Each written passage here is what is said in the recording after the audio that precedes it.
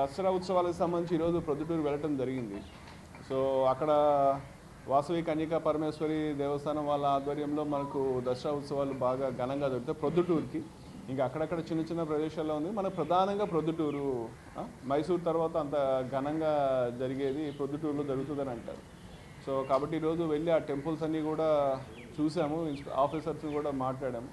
So అక్కడ ప్రధానంగా మనకు దానికి సంబంధించి ట్రాఫిక్ రెగ్యులేషన్, వచ్చిన భక్తులకి ఎటువంటి ఇబ్బంది లేకుండా, ఇన్కన్వీనియన్స్ లేకుండా వాళ్ళు వచ్చి వాళ్ళ వెహికల్స్ పార్క్ చేసుకొని ఎటువంటి ఇది లేకుండా టెంపుల్ విజిట్ చేసుకుని వెళ్ళటంలోనే ఉంది మొత్తం బందోబస్తు అంతా.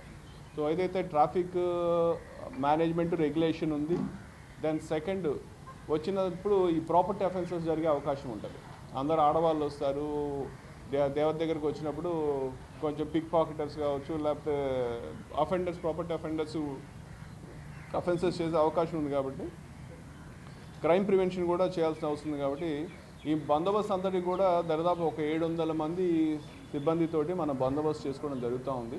సో దాంట్లో క్రైమ్ పార్టీస్ కావచ్చు సెపరేట్గా అన్నీ పెట్టుకొని అఫెన్సెస్ కాకుండా ఎవరికి ట్రాఫిక్ పరంగా ఇబ్బంది లేకుండా జాగ్రత్తగా రెగ్యులేట్ చేసి మంచిగా చేయడానికి వాళ్ళకి సూచనలు ఇవ్వడం జరిగింది. అదేవిధంగా బందోబస్తు కూడా చేసుకొని ఖచ్చితంగా మంచిగా చేయడానికి మనం